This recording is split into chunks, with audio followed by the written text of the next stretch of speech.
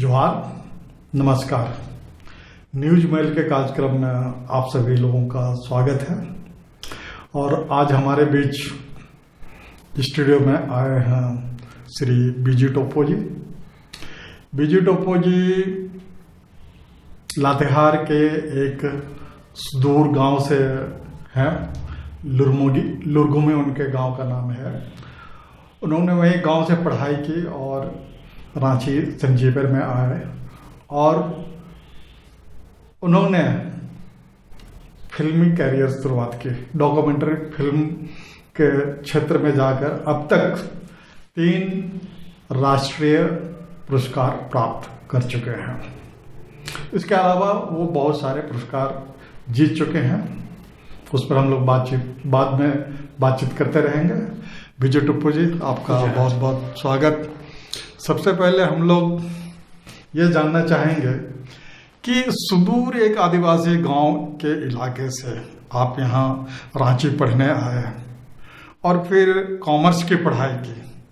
और कॉमर्स की पढ़ाई करने के बाद में ऐसी कौन सी मजबूरी थी, ऐसी क्या बात थी कि आप कैमरा पकड़ लिए? ऐसी क्या प्रेरणा थी? इसके पीछे की बात बताएं जरा। सबों को जोहार।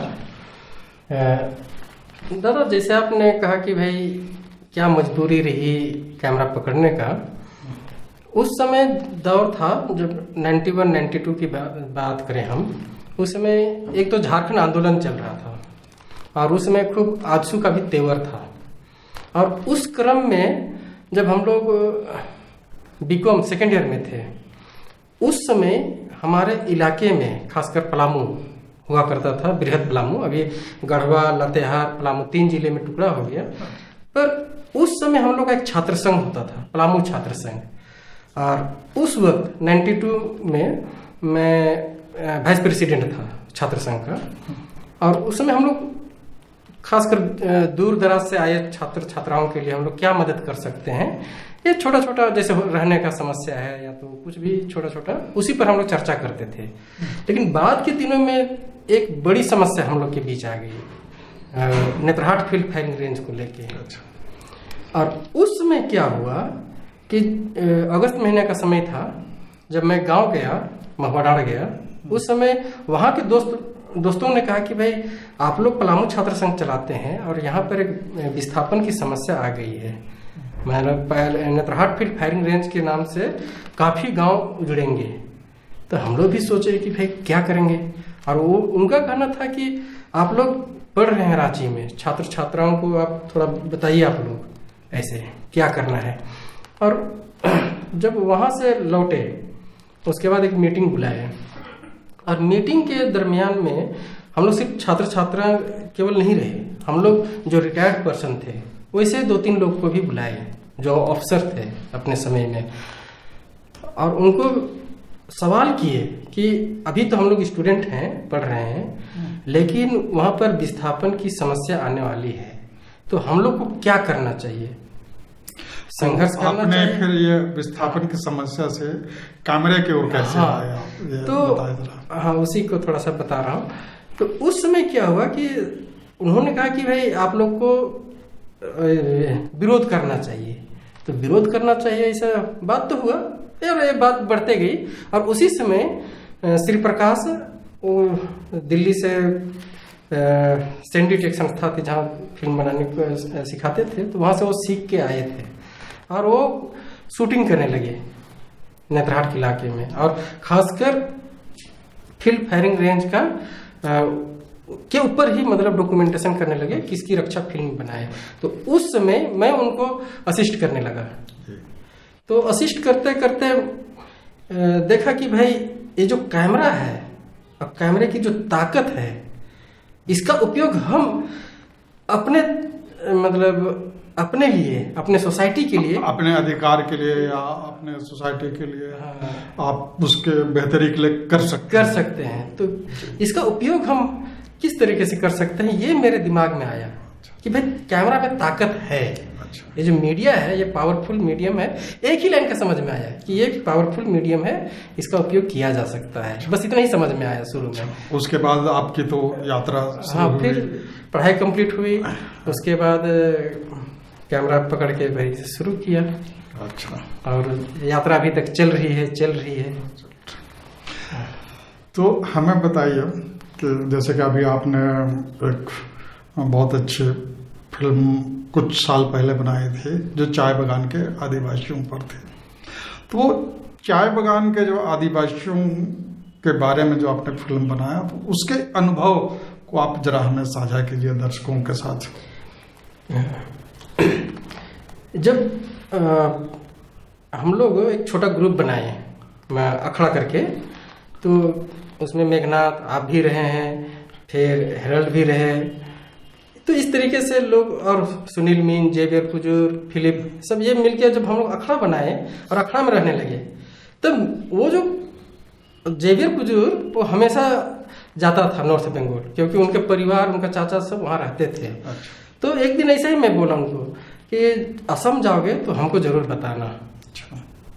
और तो हम भी जाएंगे, चाय बगान कैसे होता है वो हमको देखना है। तो वो बताया कि भाई 1 महीना पहले बताया कि हमको जाने का है, तो चलोगे। तो फिर हम लोग फिल्म बनाने के पहले कोई वहां जाने के बाद में आइडिया हुआ, या आप कैमरा लेके चले गए उसके बाद? आप आइडिया कुछ नहीं था, आइडिया एक ही था कि साथ में कैमरा रहेगा और परिवार रहेगा।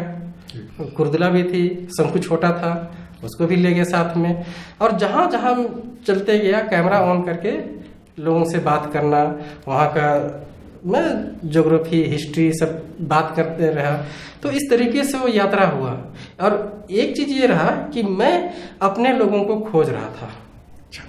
नॉर्थ बंगाल में भी हमारे लोग हैं, वहां पर चिट्ठी में भेजा और चिट्ठी हमारे जाने के बाद पहुंची। वहां से फिर नॉर्थ बंगाल से असम चले गए। असम में भी 1 महीना जो चिट्ठी डाला हुआ था वो हमारे पहुंचने के बाद मिली। तो वहां पर अगर जयपुर चाय बगान जाना था, अगर हम नहरकटिया में उतर के जाते तो जल्दी हम पहुंचते। हम चले गए डिब्रूगढ़, पता ही नहीं था। मतलब कि आपको आने जाने में ही बहुत संकट का झेलना पड़ा।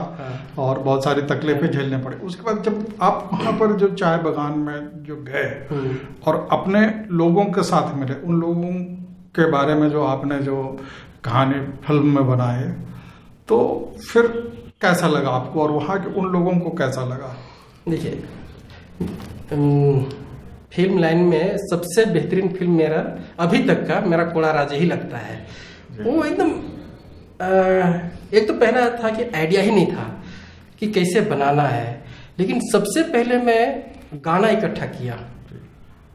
शादी गाना हो या देशवाड़ी बोलते हैं, तो इस राग का गाना को मैं ज्यादा खोजा।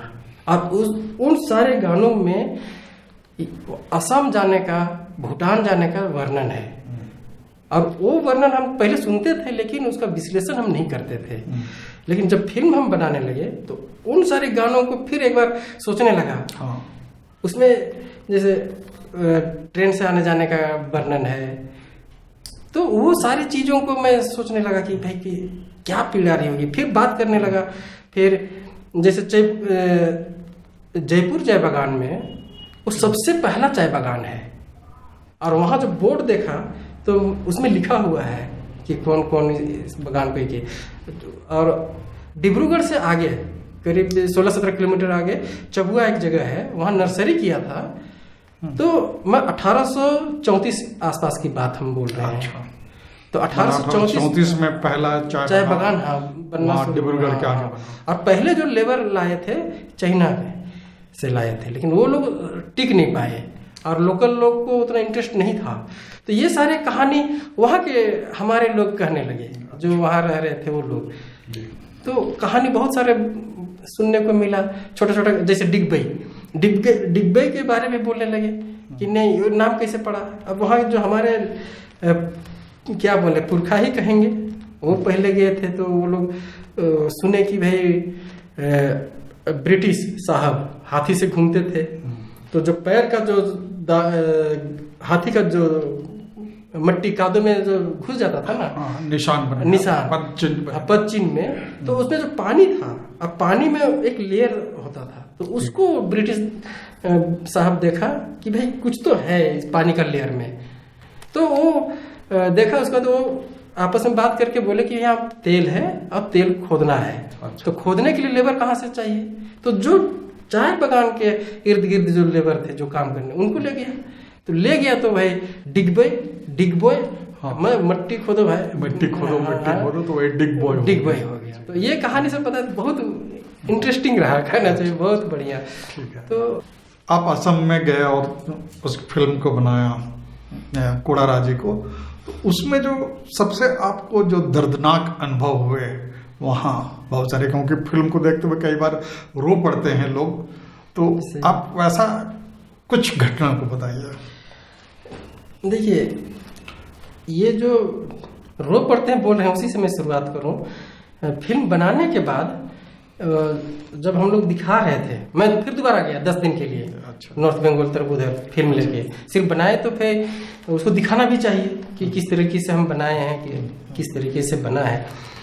तो उसमें कुछ लोगों का कहना था, आप जो गाना यूज किए हैं, गाना जो आप प्रयोग में लाए हैं फिल्म में, वो बहुत अंदर से दिल को छूता है। आपके लिए गाना हो सकता है, लेकिन हमारे लिए तो दिल का रोना है। ये लोगों से मैं सुनने को मिलता है, ये अभी भी मिलता है। तो ये बहुत टच करता है। और हमको लगता है कि अगर हम ये जो गाना को हम फिल्म का स्पाइन के रूप में अगर हम प्रयोग नहीं करते, तो ये फिल्म एकदम अच्छा नहीं बनता। हाँ, अच्छा नहीं बनता। क्योंकि फिल्म की जो ताकत है कुड़ुख में, वो गीत है उस फिल्म में सबसे बड़ी ताकत है। ये बहुत अच्छा हमको भी लगता है, पर इस तरीके से मेरा प्रयोग हम किए। हाँ, मतलब इसके बाद आपको फिल्म बनाने का एक आइडिया आपके दिमाग में धीरे धीरे विकसित होता चला गया, और फिर आपने आगे फिल्म बनाए, जैसे कि विकास बंदूक के नाल से वगैरह बनाया, और भी विकास के सवाल पर। तो अब बताइए, जब विकास बंदूक के नाल से, तो इसके अनुभव कैसे रहे आपको उस फिल्म को बनाते समय? कुछ 1-2 बातें बताएं। देखिए, जब झारखंड अलग हुआ 2000 में, और झारखंड अलग होने के बाद तुरंत गोलीकांड हुआ है कोयलकारों में। तो कोयलकारों का घटना हम लोग को बहुत हिलाने वाला रहा, इसीलिए कि एक अलग राज्य की मांग कर रहे हैं, और मांग होने के बाद, झारखंड बनने के बाद, और गोली चलता है, और 8-10 लोग वहाँ शहीद हो जाते हैं, आंदोलनकारी मारे जाते हैं। ये बहुत ये रहा। तो उसी तरीके से फिर हम लोग चर्चा करने लगे। तो मेघनाथ से हम लोग बैठ के जब बात करने लगे, तो बात में यह आया कि भाई पूरे इंडिया में ये पहली घटना है, ऐसी बात नहीं है, बहुत सारी घटना घट रही है। तो एक विकास सीरीज के रूप में, तो विकास को लेके किस तरीके से पुलिस रिप्रेशन होता है, किस तरीके से दबाने की कोशिश की जाती है, आंदोलन को किस तरीके से खत्म करने की कोशिश की जाती है, तो इसका हम लोग को मतलब एक सीरीज के रूप में जोड़ के देखना चाहिए। तो काशीपुर का घटना हो, चाहे मेहंदी खेड़ा का घटना हो, चाहे गुजरात का उम्बेर गांव का घटना हो, इन सारी चीज़ों को हम लोगों ने डॉक्यूमेंट किया और बनाया। इसमें एक सबसे बड़ी खासियत बात हम नहीं भूल सकते हैं, वो ये है कि गुजरात में जो उम्बेर गांव में, वहाँ बंदरगाह होने का था, जहाँ मछुआरे मछली मार के जीविका चलाते हैं लाखों में। वहाँ पर बड़ा बंदरगाह बनाने का प्रोजेक्ट आया, और वहाँ के लोग संघर्ष करने लगे, और उस संघर्ष का नेतृत्व एक कर्नल प्रताप सावे, हाँ, वो लीड करने लगे। अच्छा। जो देश के हित में क्या बोले हैं, अपना योगदान दिया। और वो गांव आते हैं, तो गांव की जो समस्या है उसमें वो लीड करते हैं। अब उसमें क्या होता है कि उनको पुलिस मार देती है, और वो करीब 22 दिन तक बेहोश रहते हैं, और उसके बाद वो खत्म हो जाते हैं।